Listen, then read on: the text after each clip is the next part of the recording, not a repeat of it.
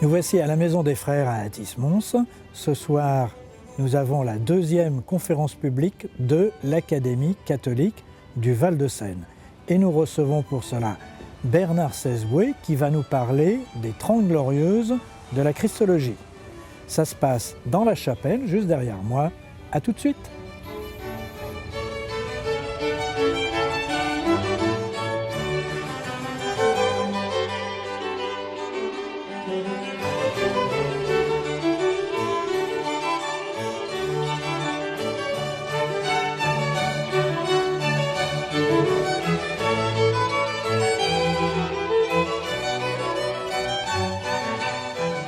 Bien, chers amis, merci d'être venus pour cette conférence publique de l'Académie catholique du Val-de-Seine, pour laquelle nous recevons ce soir le Père Bernard Sesboué, qui va nous parler de 40 années de théologie.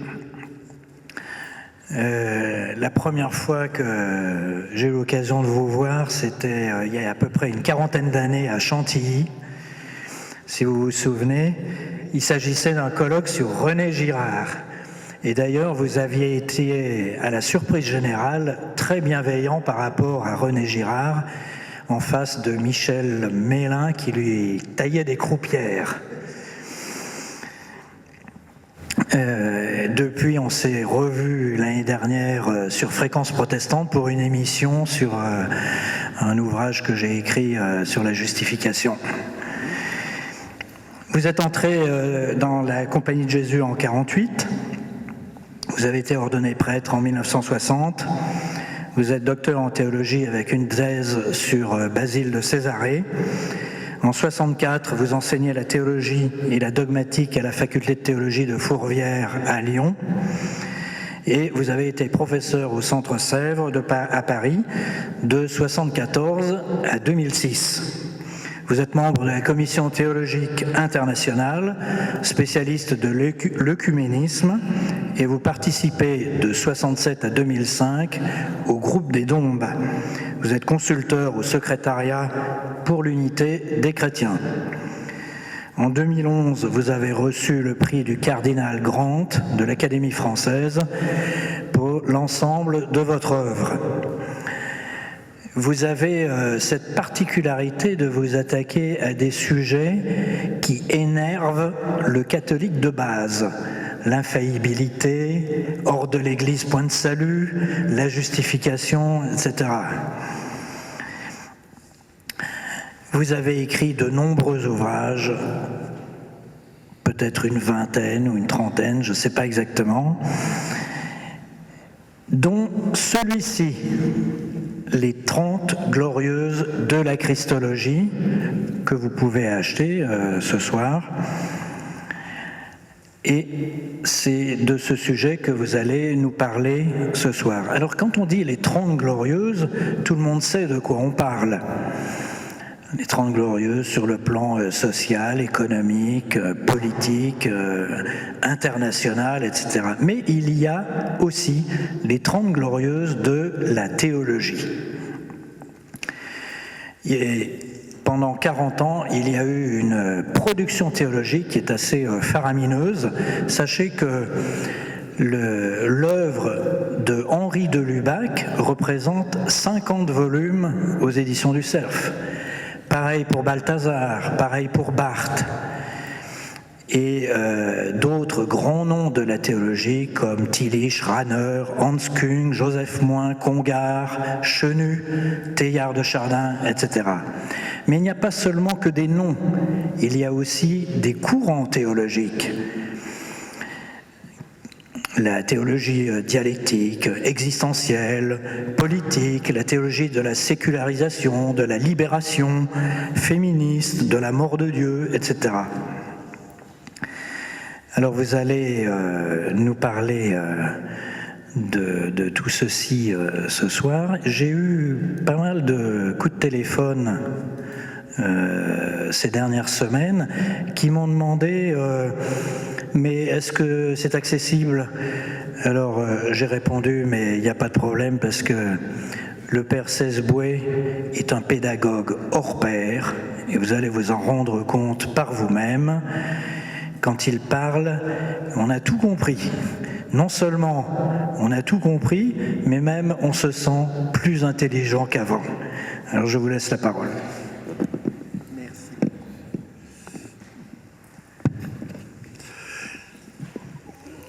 Eh bien, tout d'abord, je suis heureux. Vous m'entendez bien en ce moment ? Je suis heureux de vous saluer tous et toutes, de vous dire ma joie d'être parmi vous pour parler d'un sujet qui m'est très cher, puisqu'il s'agit de la personne du Christ, et que dans mon travail théologique, j'ai consacré beaucoup de temps à l'élaboration de cours de Christologie et à l'écriture d'un certain nombre de livres de Christologie. Alors, le titre de cette conférence et le titre de ce livre peuvent paraître surprenants.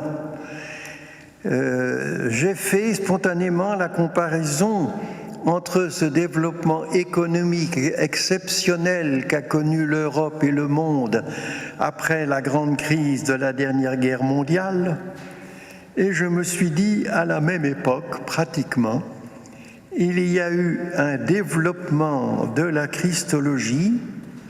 Par Christologie, j'entends donc cette section de la théologie qui concerne la personne du Christ.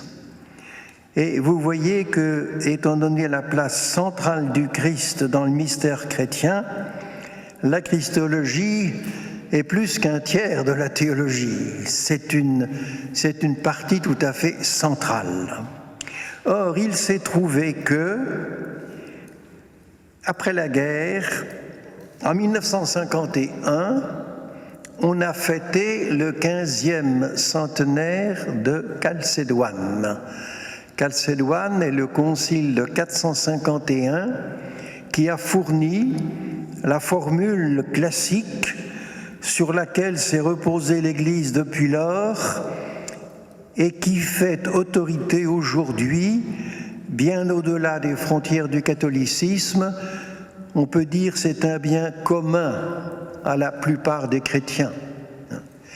Cette formule de Chalcédoine, bon, je ne vais pas revenir dessus, mais on a voulu célébrer cet anniversaire. Et les Allemands ont lancé un grand livre en 3 volumes qui s'appelait Chalcédone, qui comprenait d'ailleurs des contributions de certains théologiens français, comme le père Congar. Ça a été lancé en 51, ça a paru en 54 et les années suivantes, mais on peut dire que cet anniversaire et ce livre ont relancé la recherche christologique. Là-dessus est arrivé le Concile, et évidemment le Concile a libéré énormément les facultés, les possibilités de s'exprimer sur le Christ, et on peut dire qu'à partir de ce moment-là, eh bien, on est entré dans une nouvelle phase de la Christologie. Car jusqu'alors, la Christologie était tributaire de la néoscolastique, et d'une néoscolastique un peu vieillissante et un peu répétitive. Tandis, et pour vous dire, on parlait du Christ dans 3 lieux différents et de manière discontinue et sans lien.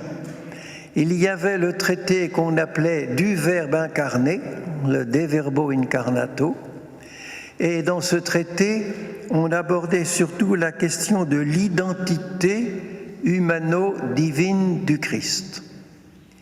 Puis il y avait la sotériologie, et la sotériologie, on en traitait exclusivement à partir de la passion et de la mort du Christ. On ne tenait pas compte suffisamment de l'unité du mystère pascal. Et puis, il y avait la résurrection. La résurrection, elle était traitée dans un tout autre chapitre, dans un chapitre qu'on appelle aujourd'hui de la théologie fondamentale, mais qu'on appelait alors de l'apologétique. La résurrection n'était donc traitée qu'en tant que signe miraculeux de la vérité du christianisme.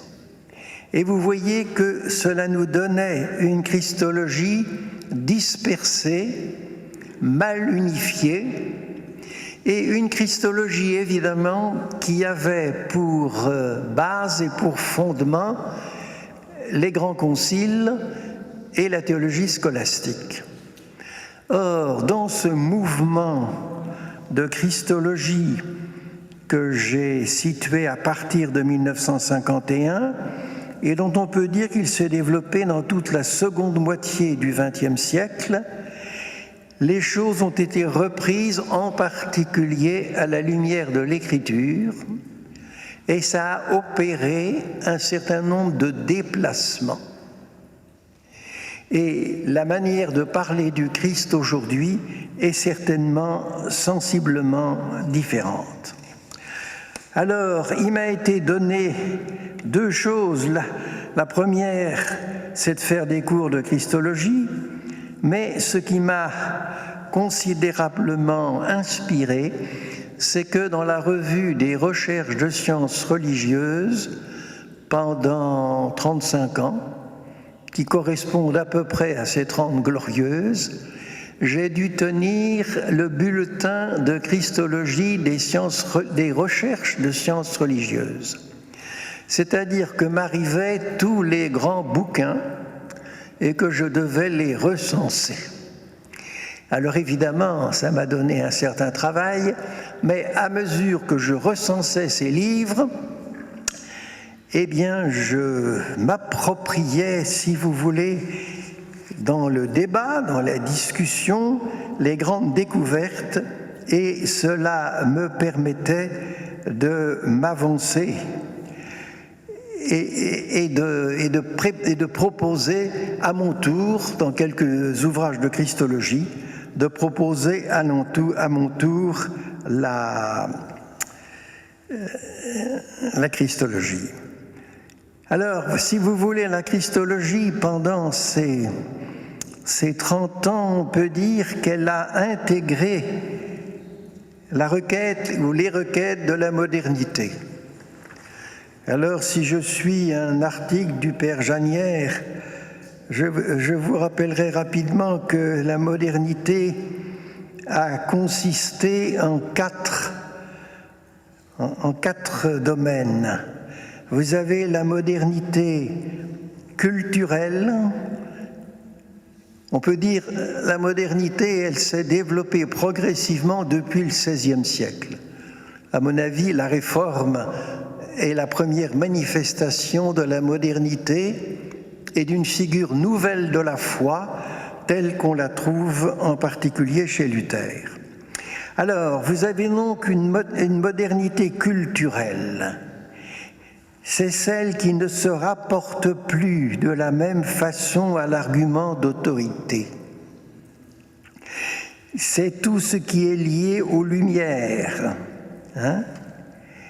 et à la communication de la pensée. Dans la modernité culturelle, l'important, c'est d'apporter des raisons valables, des raisons qui soient capables d'emporter l'adhésion.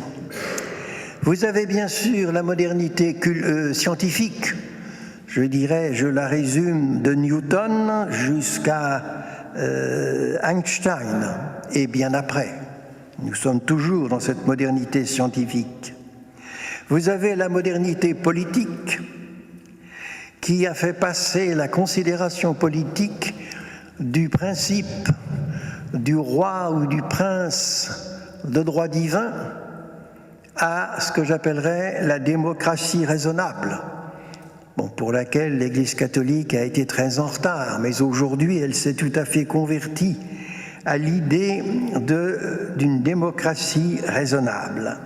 Et puis vous avez la modernité industrielle et technologique qui a depuis 200 ans complètement changé, depuis la machine à vapeur et jusqu'à l'informatique et jusqu'aux dernières découvertes, jusqu'à la relativité et tout ça, a complètement changé notre milieu de vie. Alors, il est évident que la modernité culturelle, avec les exigences scientifiques qui l'accompagnent, et la modernité scientifique, non pas au sens des sciences de la nature, mais au sens de la rigueur des sciences du texte. Cela a engendré un certain nombre de recherches, en particulier évidemment les recherches bibliques, mais qui font qu'on ne peut plus parler exactement comme on parlait autrefois.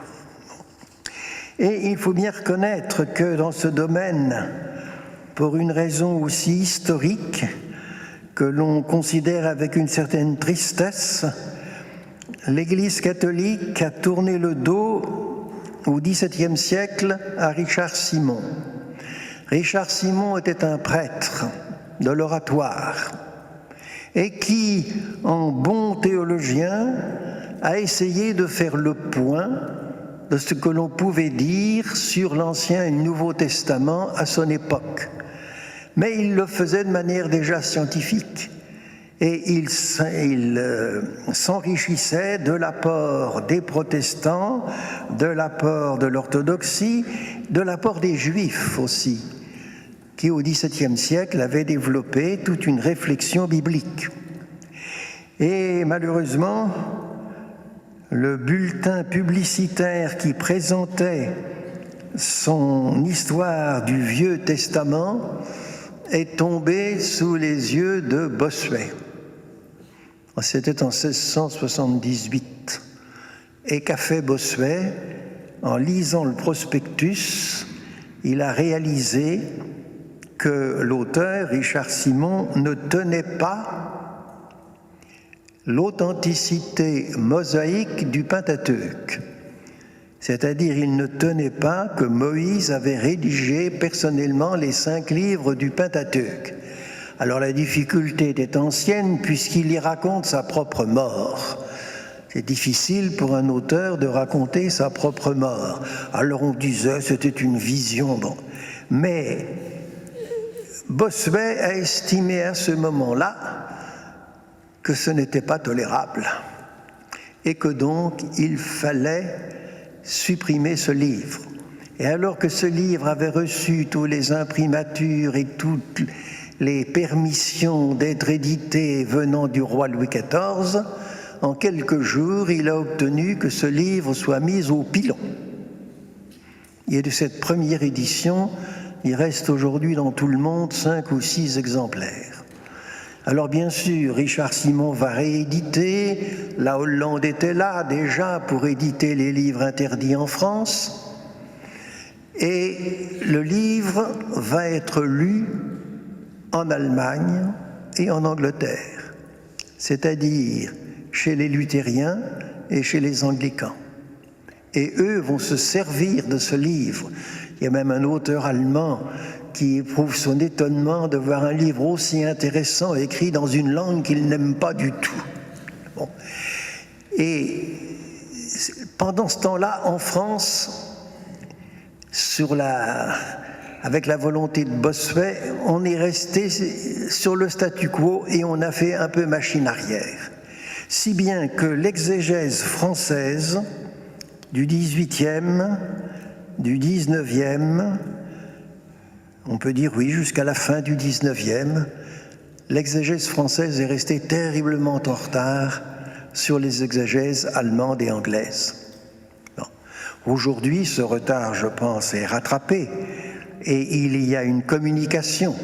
Au-delà des limites confessionnelles, il y a une communication entre les uns et les autres. Alors, vous voyez donc l'intérêt de toutes ces recherches. Je mettrai au frontispice, si vous voulez, de notre réflexion 2 personnages, enfin 2 personnes, une protestante, une catholique. La protestante, c'est certainement Rudolf Bultmann. Rudolf Bultmann est un luthérien même un peu extrême dans son luthérianisme, et qui a voulu étudier l'historicité de Jésus. Et il l'a étudié avec une théologie tout à fait sérieuse, mais évidemment avec un présupposé qu'il n'était pas du tout nécessaire que les affirmations fondamentales de la foi chrétienne soient fondées sur une réalité historique correspondante.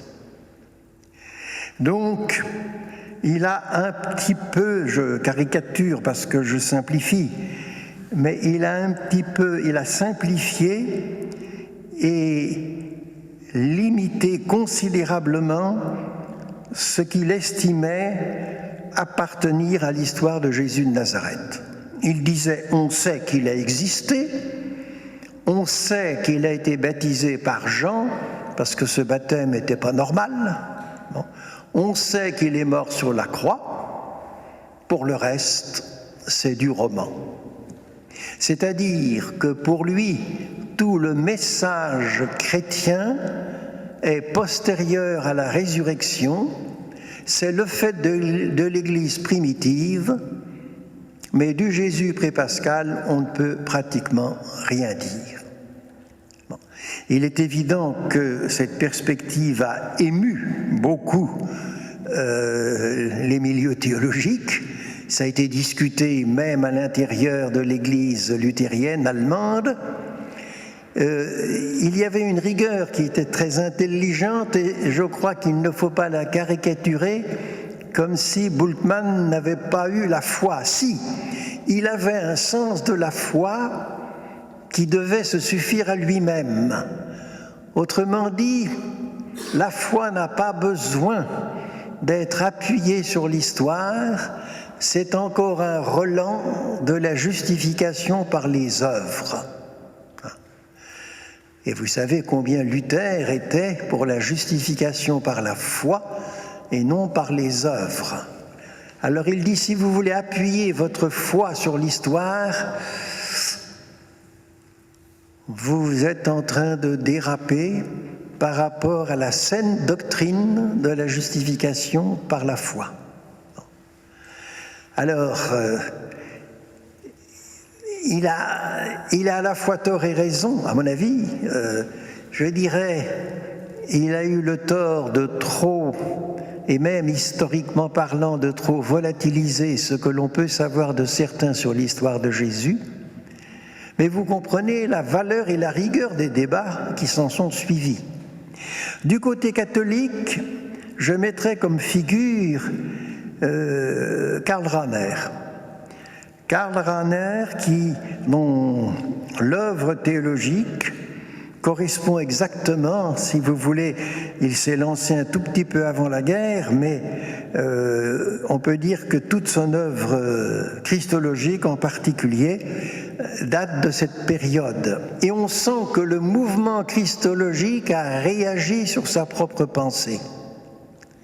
En particulier, il a, comment dirais-je, intégré tout à fait ce dont je vous parlerai tout à l'heure, ce qu'on appelle la christologie d'en bas. Voilà.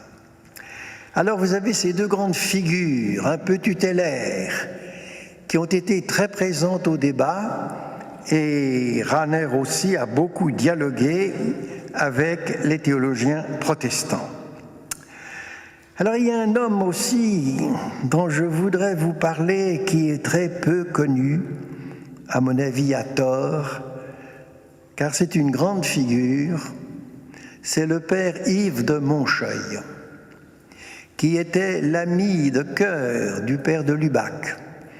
Il était un peu plus jeune que le père de Lubac, mais il a fait partie de ce groupe qui s'appelait prétentieusement la pensée et qui, dans les scholastica jésuites, ont essayé, dans les années 1920, de répondre à la question moderniste. Car au début du XXe siècle, il y a eu la grande crise moderniste, qui a posé de vrais problèmes, qui n'a pas apporté toujours de bonnes réponses, bien sûr. Et je pense à un homme comme le jeune père Congar, scolastique dominicain dans les années 1920, disant ceci: les modernistes ont posé de bonnes questions, ont apporté de mauvaises réponses ou des réponses insuffisantes.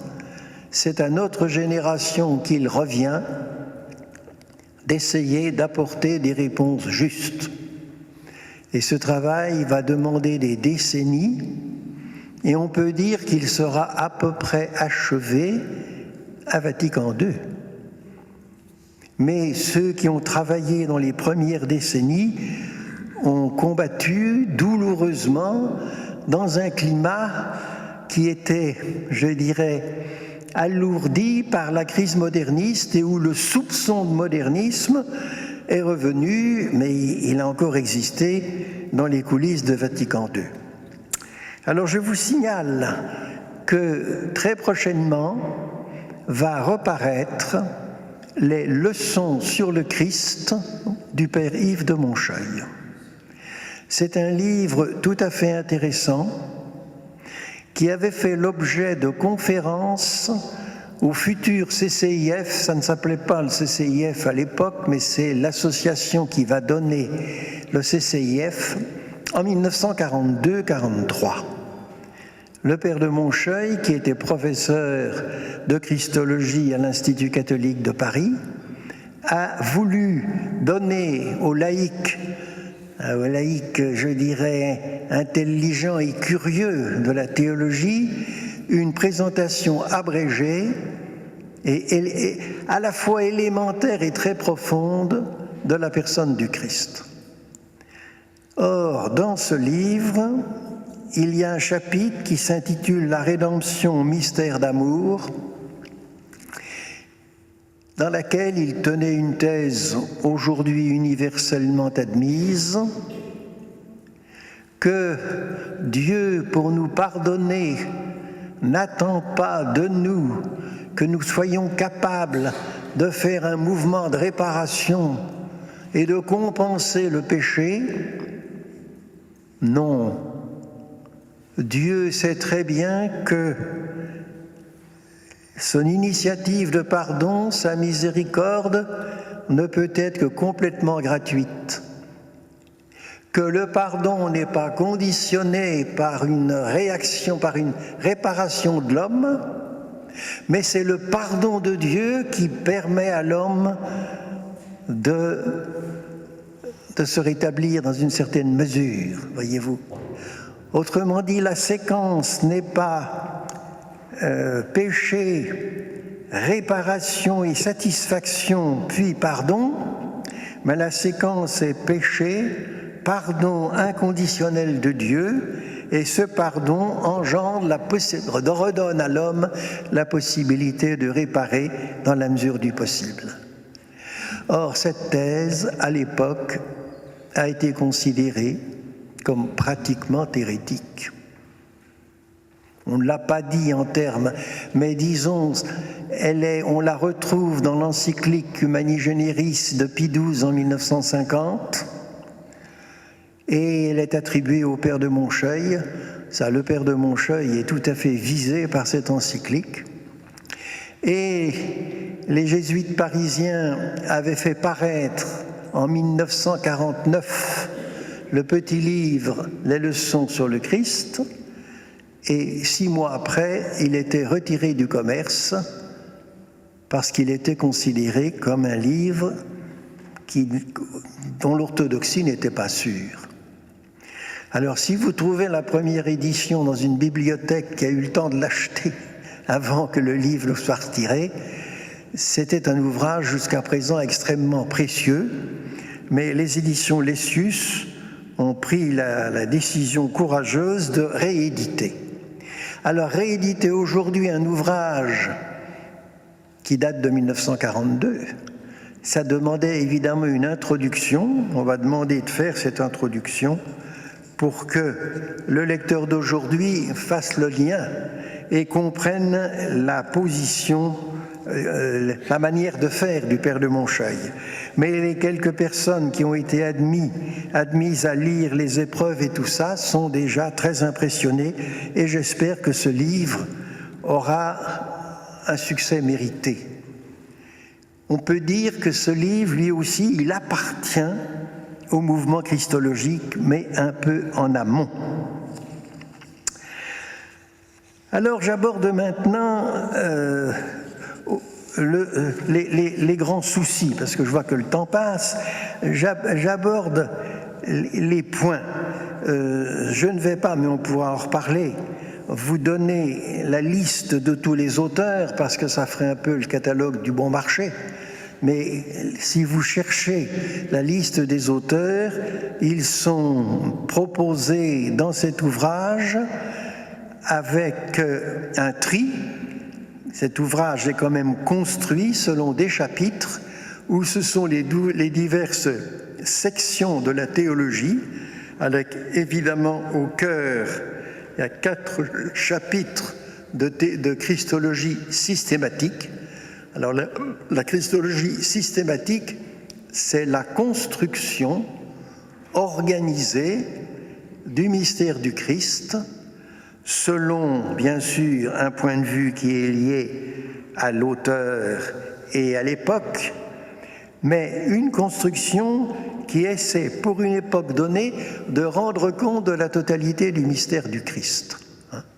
Alors, c'est différent, évidemment, de la christologie proprement biblique, qui, elle, essaie, c'est ce que fait l'ACFEB en ce moment, l'Association catholique pour la recherche biblique, elle recherche en ce moment le rôle de saint Paul dans l'élaboration de la christologie du Nouveau Testament. Il est évident que saint Paul a joué un rôle absolument unique et qu'il est pour nous le grand témoin. Alors nous ne pouvons pas dire que tout ce qu'il dit vient de lui. Il a pu aussi recevoir beaucoup d'influence, mais comme nous n'avons pas d'autres auteurs aussi précis, c'est à lui que nous devons, si vous voulez, toute l'élaboration de la christologie du Nouveau Testament. Et puis vous avez toute l'histoire des doctrines, et puis aujourd'hui un certain nombre, ça fait partie du mouvement contemporain, de christologie qui sont liées à un contexte. Ce contexte peut être politique. C'est le cas de la théologie de la libération, ou plus exactement des théologies de la libération.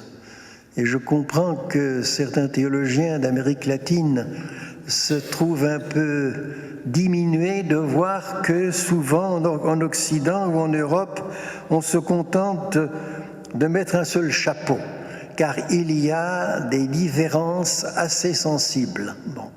Vous avez donc cette contextualisation. Vous avez aussi la contextualisation scientifique. Par exemple, un homme comme le père Teilhard de Chardin, dont évidemment la trajectoire est un peu plus ancienne, mais il va exercer une influence sur le mouvement christologique.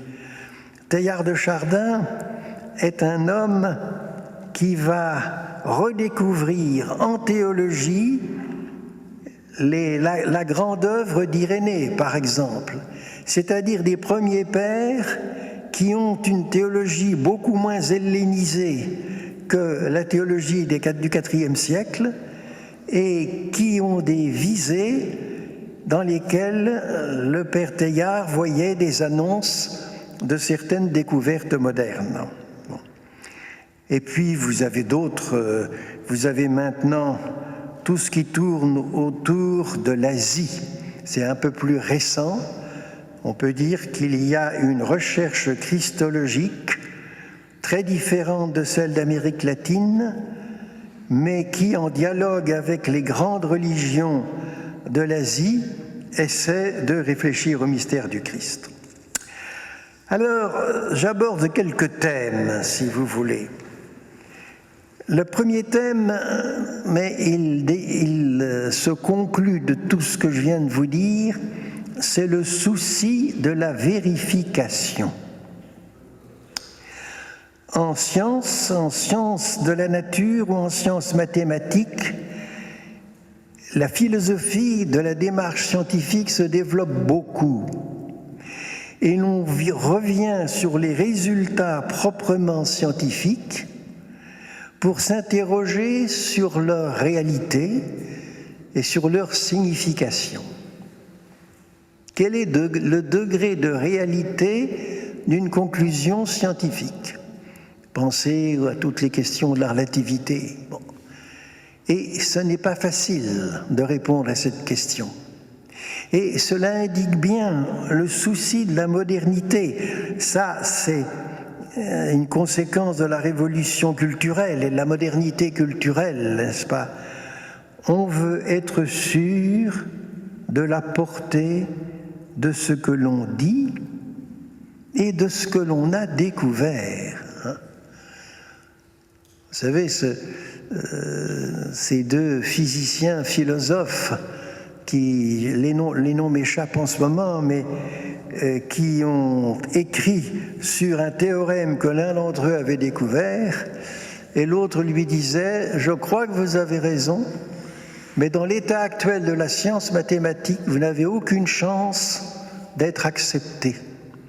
Votre théorème ne peut pas être accepté. » Et vous voyez que même dans le domaine où on pouvait penser que l'objectivité des choses était totale, eh bien, le jugement propre, non seulement d'une personne, mais d'une communauté scientifique, devient tellement important qu'il préjuge d'un certain nombre de résultats.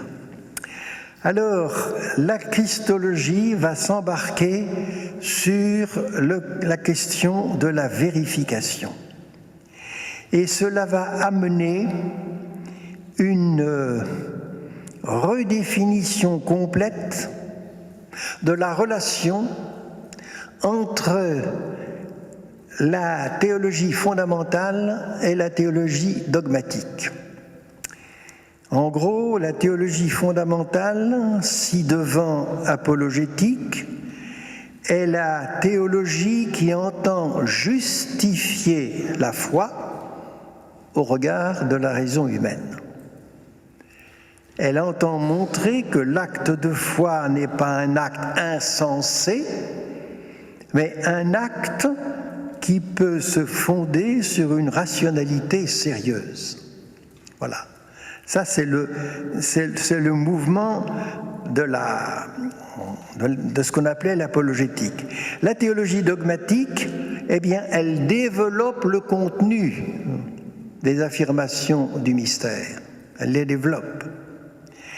Or, autrefois, on considérait que la théologie fondamentale était une sorte de préalable qu'il fallait traiter, j'allais dire, dans le vestibule, et puis une fois que c'était fait, bien, c'était fait, et dans un temps encore pas si ancien, puisque c'est ce contre quoi un philosophe comme Maurice Blondel, un théologien comme le père Henri de Lubac vont se gendarmer. On faisait la fameuse apologétique du syllogisme.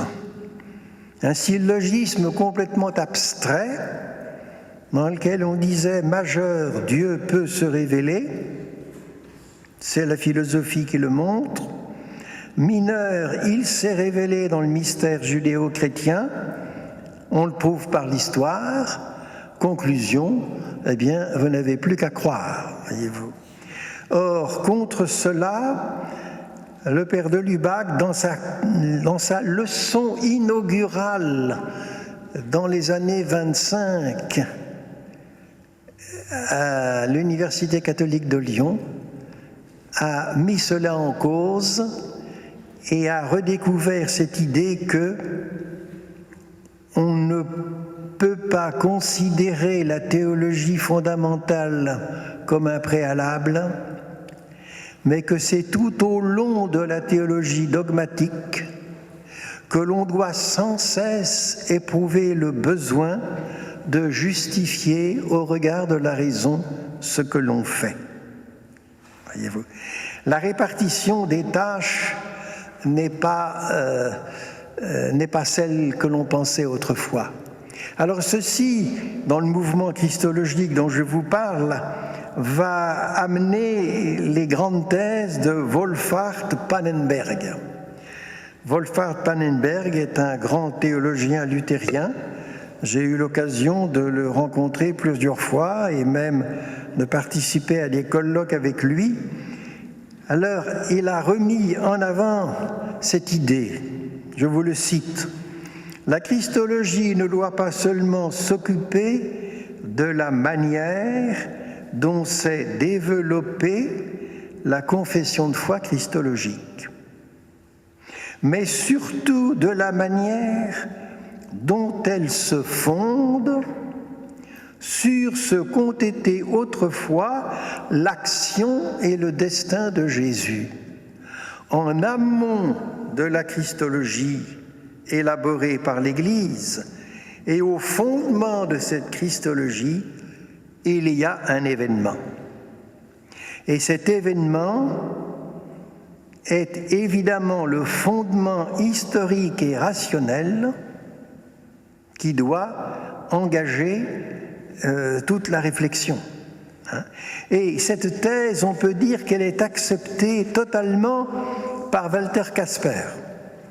Walter Kasper, qui appartient aussi, il est né en 1933, il a commencé à publier sa grande christologie, il l'a publiée en 64 ou 5, elle était traduite en français en 74, et voici ce qu'il dit.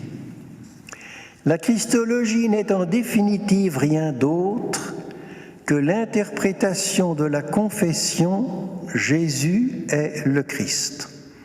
Très belle définition, hein ? C'est l'interprétation par l'Église et par les chrétiens de la confession fondamentale « Jésus est le Christ ». Ce point de départ et ce cadre n'en sont cependant pas encore le contenu complet. La confession ecclésiale ne repose pas sur elle-même. Vous voyez entre parenthèses qu'avec ce livre et même avec Wolfhart Pannenberg, nous sommes bien au-delà de Bultmann, que la conviction de l'historicité de Jésus qui est sous-jacente à cette prise de position est très différente. Bon. Elle a son contenu et sa norme préétablie dans l'histoire et le destin de Jésus. Les confessions et les dogmes christologiques doivent être compris en fonction de cette réalité visée et à partir d'elle.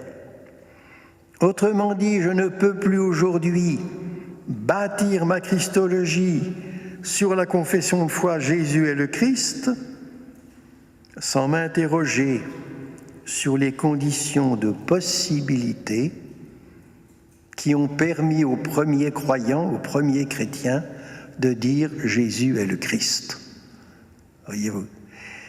Et je crois que là, nous sommes sur un point très sensible, car à la fois, c'est le point de requête de tous les chrétiens un peu réfléchis d'aujourd'hui.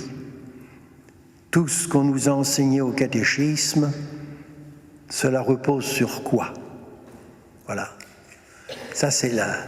Or, je dois reconnaître aussi, avec une certaine tristesse, que ce point est resté un point aveugle dans la catéchèse et la prédication courante.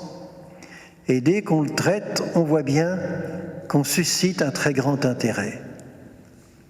Autrement dit, la question que se pose l'honnête homme d'aujourd'hui, l'homme un peu cultivé qui réfléchit à sa foi, c'est comment les disciples de Jésus, qui ont rencontré un homme comme tous les autres hommes, comment à partir de leur compagnonnage, à partir de ce dont ils ont été témoins, en sont-ils venus à proclamer que cet homme est le Fils propre de Dieu et qu'il est aussi Dieu.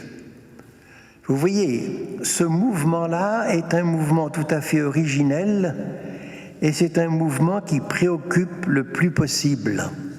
Et c'est pourquoi, aujourd'hui, le souci de la vérification est un souci que l'on trouve à peu près dans toutes les christologies. Alors, Bultmann, dont je vous ai situé un petit peu la figure, a eu des élèves. Il a eu des élèves dont on peut dire que Pannenberg en est un, que Bornkamm certainement en est un, et quelques autres.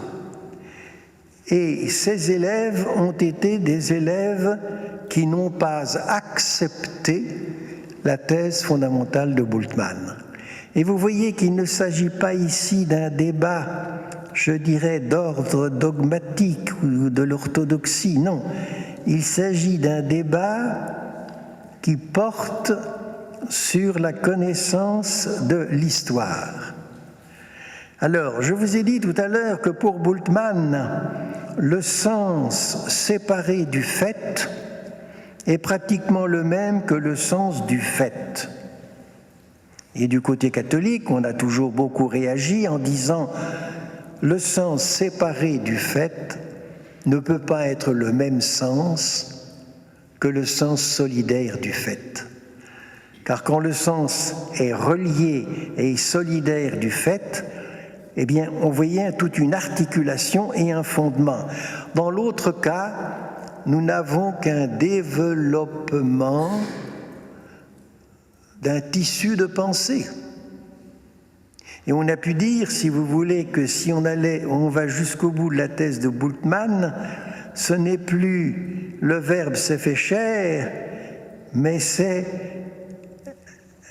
la chair de Jésus s'est faite parole. Et nous sommes dans un univers de parole.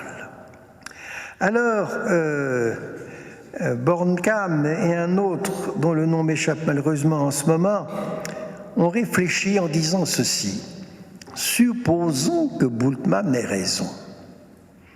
Si Bultmann a raison, on ne voit absolument pas pourquoi les évangélistes se sont imposés de donner une place aussi grande au récit de la vie du Jésus prépascal. Alors, nous savons bien que les 4 évangiles ne sont pas des histoires au sens purement événementiel du terme, que ce sont des témoignages. Et comme dit l'évangile de Jean, ils ont été écrits pour que vous ayez la foi et que vous la gardiez. Bon, cela étant dit, il reste que la modalité qu'ils ont choisie est la modalité historique, la modalité du récit. Et aujourd'hui, alors on revient beaucoup sur la théologie du récit. Pourquoi nos 4 évangélistes ont-ils fait cette option de donner une place aussi importante à la vie prépascale de Jésus? Alors on a dit aussi que les évangiles ne sont qu'une longue préface au récit de la Passion. Bon.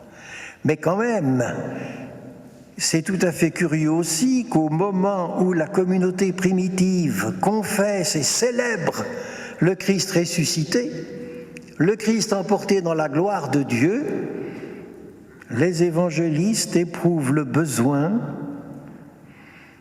de donner autant de place au récit de la Passion, dont ils ont tenu à faire, je dirais, un long récitatif. Si vous voulez, le chef-d'œuvre des récits de la Passion, c'est de faire d'une histoire vulgaire et banale, d'un procès et d'une exécution, d'en faire le récitatif d'un véritable évangile. parce que la figure de Jésus domine en tout cela. Bon, alors, les élèves de Bultmann en ont donc conclu qu'on ne pouvait pas dire avec Bultmann et à la suite de Bultmann qu'on ne sait rien de l'histoire de Jésus, même s'il faut savoir décoder ces récits. Et si ces récits ne prétendent pas être des comptes rendus journalistiques, que ces récits sont des constructions, et que l'image que chacun d'entre eux nous donne de Jésus est un portrait, alors un portrait, il faut qu'il soit ressemblant. S'il n'est pas ressemblant, il est raté. Mais nous savons que dans un portrait, chaque peintre a une liberté pour choisir une expression du visage ou du corps selon laquelle il va représenter son sujet. Et on ne dira pas que l'un est vrai et l'autre est faux, de deux portraits. On dira, ce sont deux aspects. Et je crois que c'est ainsi qu'il faut comprendre les diversités de nos évangiles. Mais vous voyez donc que nous sommes ici au cœur de ce qui va faire passer du Jésus de l'histoire au Christ de la foi. Alors, avec ces élèves de Bultmann, qui sont très proches des christologues catholiques de la même époque, n'est-ce pas? Avec ces élèves de Bultmann, nous devons tenir une continuité et une identité de fond entre ce qu'a été historiquement Jésus et le Christ que nous confessons dans la foi, même si, évidemment, il y a une différence. Et si nous sommes incapables de prouver par l'histoire tout ce que nous croyons dans la foi. Mais si, par hypothèse, cela pouvait être possible, ce ne serait plus la foi telle que la conviction chrétienne l'enseigne. Bon. Alors, vous avez donc une autre question qui se pose à propos de l'annonce de la foi en Jésus-Christ, c'est la crédibilité intrinsèque et sa légitimité. Voyez-vous, non seulement c'est un problème distinct du précédent, mais qui lui est fortement lié, non seulement est-il raisonnablement justifiable de croire, mais plus précisément est-il humainement raisonnable de jouer le sens de sa propre existence sur le destin d'un homme, fût-il exemplaire. Et alors là, je crois qu'il faut reconnaître tout l'intérêt de la pensée de la christologie transcendantale de Karl Rahner, qui a essayé de justifier par une réflexion sur le fonctionnement de l'esprit humain et sur les deux pôles de conscience qui nous habitent, il a essayé de réfléchir sur les conditions de possibilité de fonder une foi sur le destin d'un homme autre. Voyez-vous, et aujourd'hui encore, dans la perspective de l'unicité du Christ, c'est encore tout à fait objet de grands débats. Bon. Alors, parce que le temps passe, j'aborde maintenant le retour massif à l'écriture. Bon. Ça, je crois qu'il faut donner toute sa place. Si vous interrogez une christologie d'avant ce mouvement des 30 Glorieuses, vous allez avoir une christologie qui est fondée sur les conciles. Alors sur tout le mouvement conciliaire du IVe et du Ve siècle, qui va aboutir à Éphèse et Chalcédoine, beaucoup plus que fondée sur l'Écriture. Et l'auteur, dans ce mouvement qui a opéré ce retournement de la manière la plus drastique, c'est sans doute le dominicain Édouard Schillebeeckx, qui fait de l'écriture le lieu majeur de sa recherche. Alors, il va à l'extrême parce qu'il ne consacre, lui, que quelques pages à la christologie des conciles. Et vous voyez bien que dans ce retour à l'écriture, toutes les questions du rapport entre la foi et l'histoire sont au premier plan de la préoccupation. Alors voyez-vous, est-ce que la foi peut se séparer de l'histoire? Est-ce que la foi doit se fonder sur l'histoire? Et là, nous pouvons constater, à travers le dernier siècle, oui, depuis la fin du XIXe jusqu'à aujourd'hui, un mouvement d'alternance selon lequel les théologiens ont voulu donner une importance plus grande à l'histoire ou, par réaction, une part plus grande à la foi.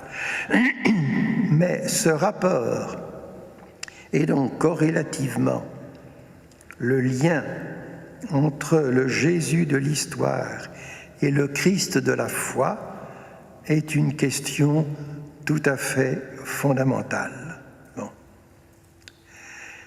Et en particulier pour Käsemann et Bornkamm.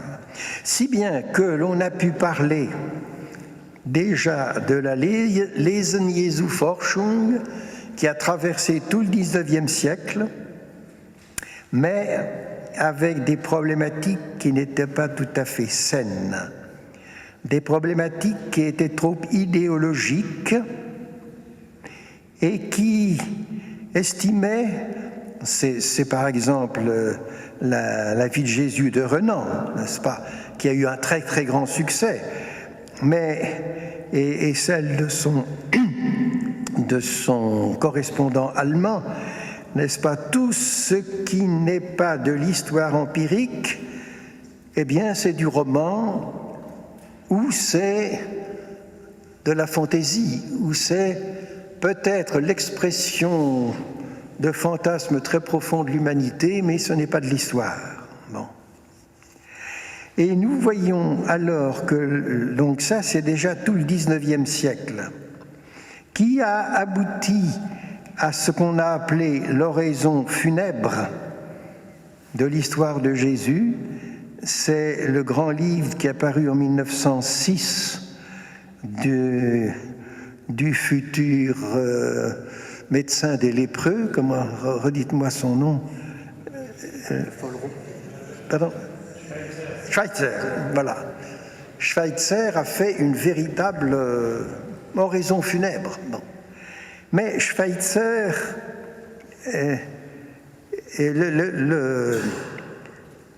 le mouvement de recherche a continué au XXe siècle, au cours duquel on considère qu'il y a 3 temps de la question historique. On dit la première, la deuxième et la troisième question du Jésus historique. La première question, c'est le traitement de Bultmann. Donc une manière de considérer que tout ce qu'on dit sur l'historicité de Jésus, que Jésus est un nom de code et que cela ne vise que le message de la résurrection.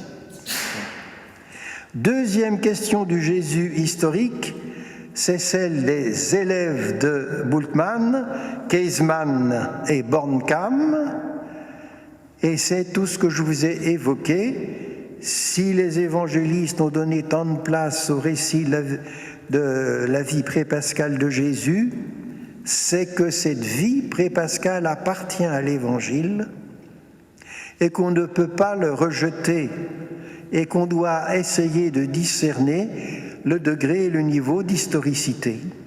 Et puis la troisième question nous vient d'Amérique du Nord, c'est l'écho d'une mentalité alors très sécularisée, puisque à propos de Jésus, cette question ne retient pas le mystère pascal, le mystère de mort et de résurrection, Elle valorise l'identité juive de Jésus et voit en lui surtout un maître de sagesse. Un maître de sagesse. Bon. Alors,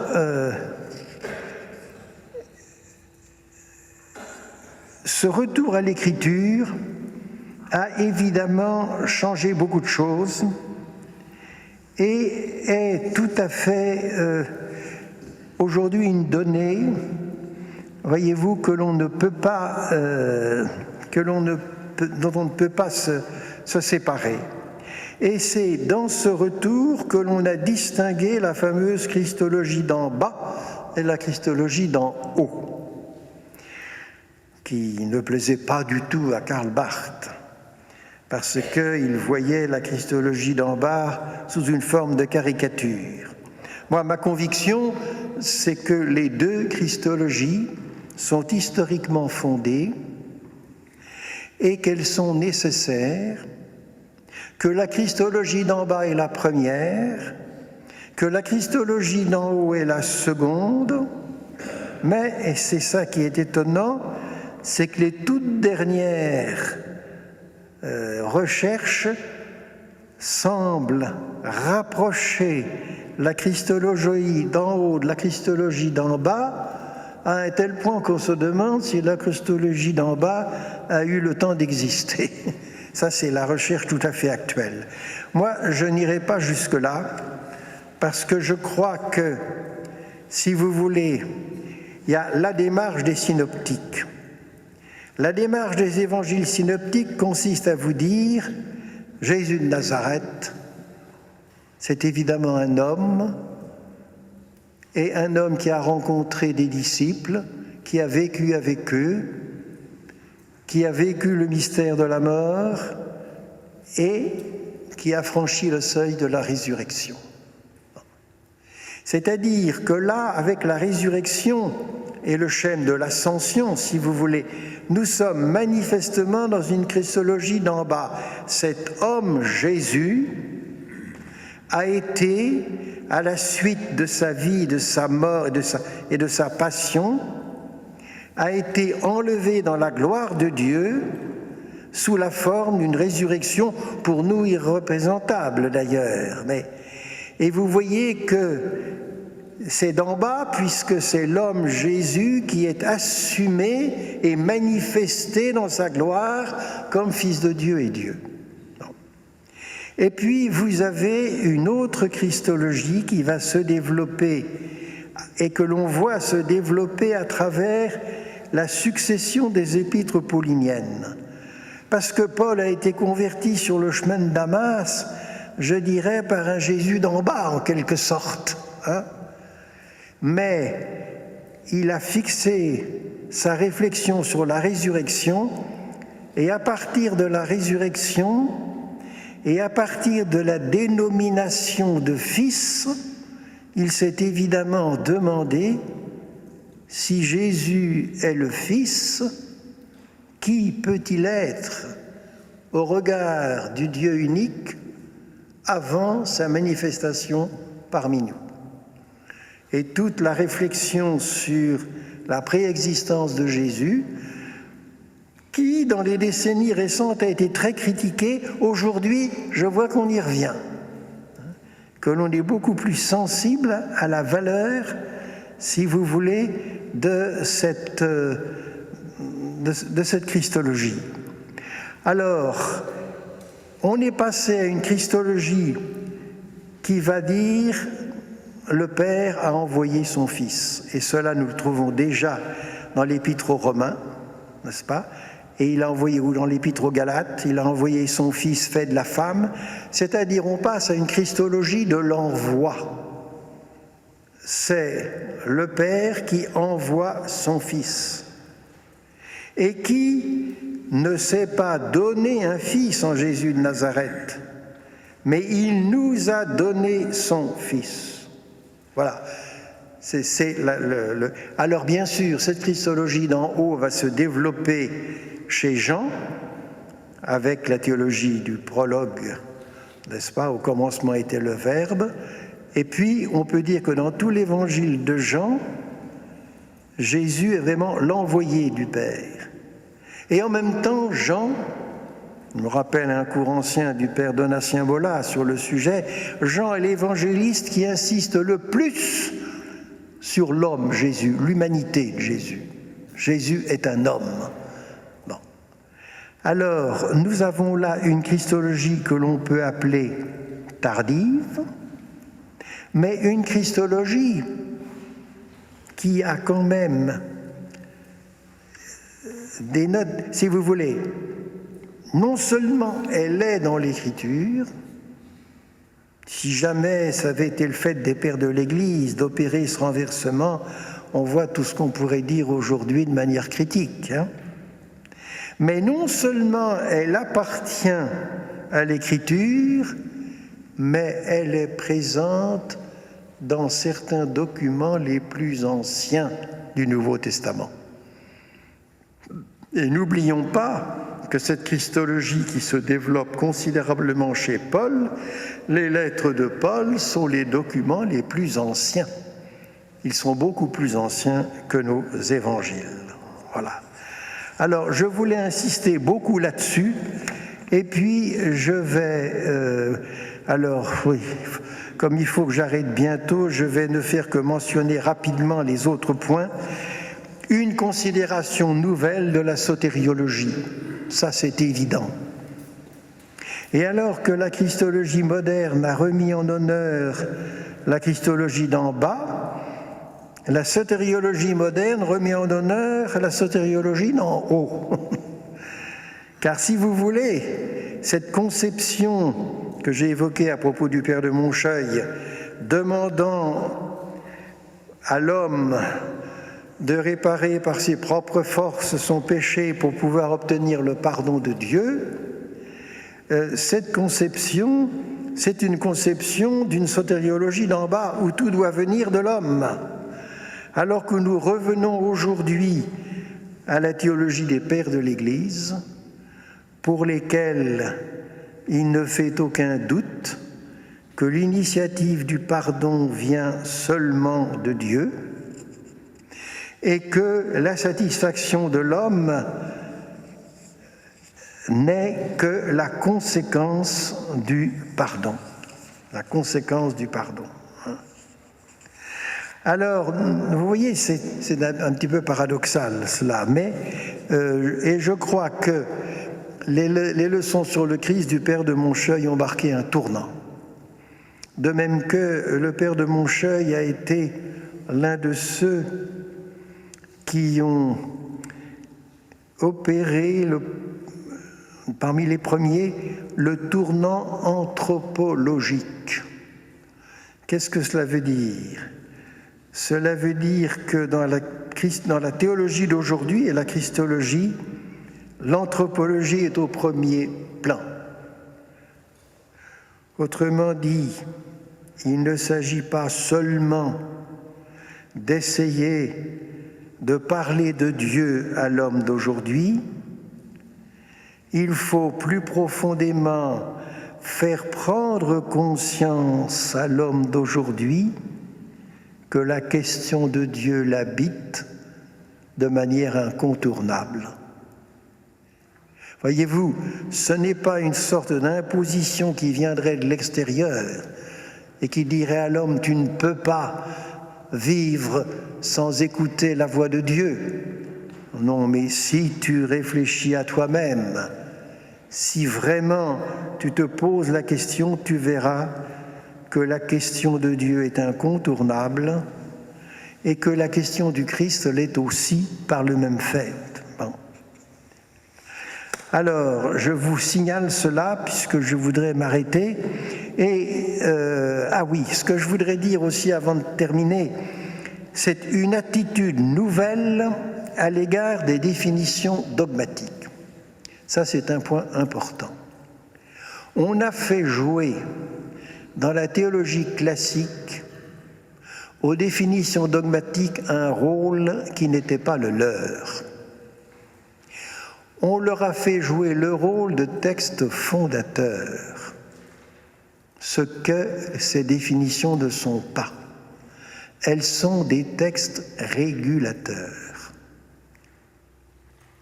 Les textes fondateurs, pour nous, ce sont les textes de l'Écriture. Et les textes des conciles n'avaient pour but que d'autoriser et d'exclure, d'autoriser une lecture authentique de l'Écriture et d'exclure une lecture mauvaise. Ce sont donc des textes régulateurs. Mais vous voyez qu'un texte régulateur ne peut pas avoir la même autorité qu'un texte fondateur.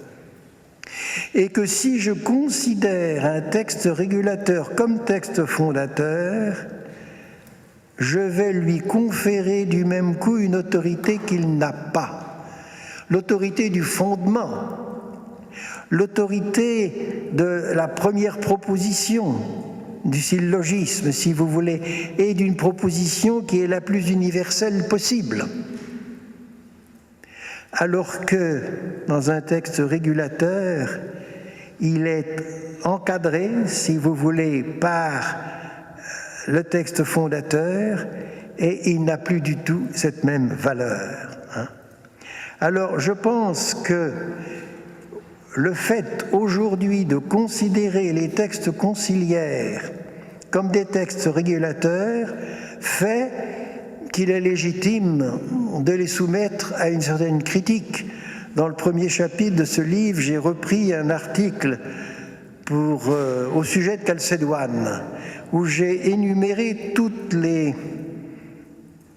procès que l'on a pu faire à la définition de Chalcédoine. Et je dis, mais la plupart des accusations valent pour le mauvais usage qu'on a fait de Chalcédoine, mais ne valent pas pour ce qui était l'intention de Chalcédoine. Évidemment, Chalcédoine a ses limites, ça, comme tout texte. Alors, je vais en rester là. Il faudrait aussi dire un mot de l'attention à l'horizon contemporain. Je l'ai évoqué un tout petit peu tout à l'heure. Je ne veux pas abuser de votre patience. Ça fait déjà un peu plus d'une heure que je parle. Je m'arrête donc. Et je voudrais répondre à vos questions, si vous en avez.